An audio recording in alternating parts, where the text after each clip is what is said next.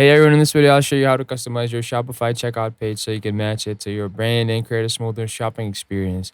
First, in your Shopify admin, go to settings and click on checkout. Here you can adjust basic options like requiring customer accounts, choosing what contact information you collect, and setting up tipping or order processing preferences. To customize the look of your checkout, go to online store, then themes, and click customize on your live theme. In the theme editor, select checkout from the page drop down. Here you can upload your page. Here you can upload your logo, change fonts, and even adjust button colors, update the background to match your branding.